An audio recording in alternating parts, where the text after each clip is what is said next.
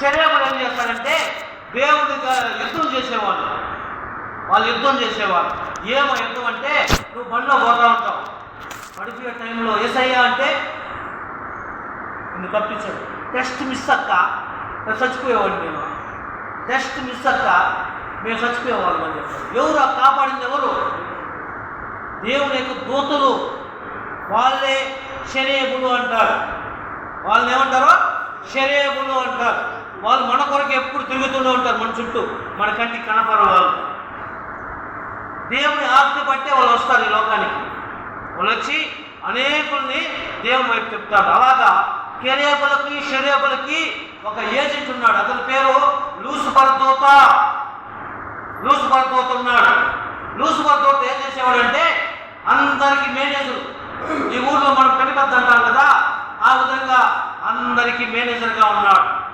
మేనేజర్గా ఉండి అందరికీ మేనేజర్గా ఉంటే అందరూ పోయి తలాటలేసిపోయేసి బాగున్నావా అని చెప్పేసి మొక్కేసి వచ్చేవాడు. ఇలాగ చేస్తుంటే కెరేబులు షరేబులు 3,33,000 మంది దేవదూతలు ఏం చేశారంటే అందరూ తలాటలేసి మొక్కేవాళ్ళు. వానికి బానిసలుగా ఉన్నారు. మిగతా 7 కోట్ల మంది 77 కోట్ల మంది దేవదూతలు రారు. 3,33,000 దేవదూతలు వీళ్ళ దగ్గర పనిచేసేవారు. వీళ్ళు చెప్పింది చేస్తారు. ఇలాగ చేస్తూ ఉంటే ఒకరోజు కనిపించినాడు. మన ఇంట్లో కూడా కొంతమందికి పెత్తనం ఇచ్చేస్తే ఎట్లా ఉంటుందమ్మా? పెత్తనం ఇచ్చేస్తే ఎట్లుంది అక్క? ఒకరికి ఇచ్చేసాం పెత్తనం, కొడుకు ఇచ్చేస్తే నేను చెప్పిందే వినాలా? అదేవిధంగా దేవుని ఇంట్లో కూడా ఒక మేనేజర్ ఉన్నాడు. అతని పేరు లూసిఫర్ దూత. అతనికి ఇప్పుడు గర్వం వచ్చేసింది. నేను చెప్పిందే మీరు చేయాలి, దేవుడు కూడా చేయాలి అంటాడు. ఎంత గర్వం కదా! గర్వం వచ్చేసింది. అక్కడి నుంచి దేవుడు ఏం చేశాడు? కోపం వచ్చి గెంటి వేశాడు. వెళ్ళిపోరా ఇక్కడి నుంచి. అక్కడి నుంచి వచ్చి పడ్డారు. ఇక్కడ వచ్చి పడిన వాళ్ళు ఊరికే పడలేదు, మహిమను విడిచిపెట్టి ఈ లోకంలో పడ్డారు. పడి దెయ్యాలలాగా ఉన్నారు. ఈ లోకంలో దెయ్యాలలాగా ఉండి అందరినీ బెదిరించేది. నీకు అది చేస్తా, ఇది చేస్తా, నాకు ఇది తెచ్చి. దేవుడు ఎప్పుడు మిమ్మల్ని అడగడు. హల్లెలూయా, హల్లెలూయా. తండ్రి ఎప్పుడైనా ఏమైనా అడగతాడా? నిన్న ఏమైనా తెచ్చి మనం అడగతాడా? తండ్రి ఎప్పుడు అడగడు. ఇంకోరు అడుగుతారు, నీ పిల్లలు అడుగుతారు. రెండేది ఇంకోరు అడుగుతారు, బిచ్చిగాళ్ళు అడుగుతారు కదా. తండ్రి అనేవాడు ఏం చేస్తాడో ఇచ్చేవాడు. తండ్రి అనేవాడు ఏం చేస్తాడో ఇస్తాడు. సో తండ్రి ఎప్పుడు ఇచ్చే దేవుడు ఉంటున్నాడు, మనకందరికి ఇచ్చేవాడు. అయితే అక్కడ నుంచి పడిన వాళ్ళు ఏం చేశారంటే, తండ్రి నువ్వేదో మమ్మల్ని తోసివి, నీ సృష్టి అంతా మేము చెడిపేస్తామని చెప్పారు. నీ సృష్టి అంతా చెడిపేస్తాము అని చెప్తే తండ్రి అంటాడు కదా, నువ్వు వెళ్ళరా, నా పిల్లలైతే నా దగ్గరికి వస్తారు, నువ్వు వెళ్ళు అని చెప్పాడు.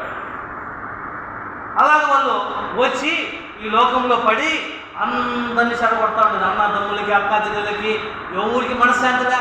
యా ఇంటికి పోయినా ఏమ్మా బాగున్నామంటే, అయ్యా ఏం బాగున్నామయ్యా, ఏం బాగున్నాం, మేము చెడిపోయినాము, నా కొడుకు ఎట్టున్నాడు, నా కొడుకు అట్టున్నాడు, నా కోడలు ఎట్టుంది, నా కొడుకు ఎట్టున్నాడు, ఏదో సాకులు చెప్తూ ఉంటారు. బాగున్నామని ఎవరు చెప్పరు. మేము బాగున్నామని ఎవరు చెప్తున్నారా? చెప్పరు. ఎందుకని? సాతాను వాడి ఇంట్లో పని చేస్తూ ఉంది. వాడు ఏం చేస్తాడు? జగడాలు పెడతా ఉంటాడు. అందరికీ జగడాలు.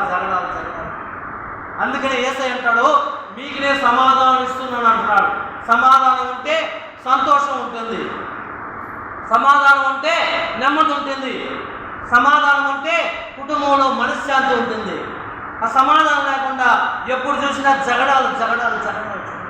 ఇంట్లో జగడాలు, బయట జగడాలు. అవి ఉండకూడదు. సమాధానంగా ఉండాలి. అప్పుడుదా మనము దేవుడి పిల్లలుగా ఉంటాం. హల్లెలూయా. దేవుడు అందుకే ఈ లోకానికి వచ్చింది, మీకు సమాధానం కలుగును గాక. చూడమాట లేదా?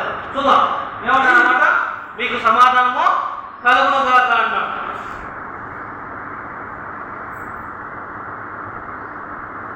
యేసు 12 మంది శిష్యులు ఒకడైనా దీదు అను తోమ వాడు లేకపోయిన కనుక తక్కిన శిష్యులు యేసును చూసిరి. అతనితో చెప్పగా అతను చేతిలో ఏలు పెడితే కానీ నేను చూడనని చెప్పాడు. తర్వాత 20 ఏళ్ళు ఉంది.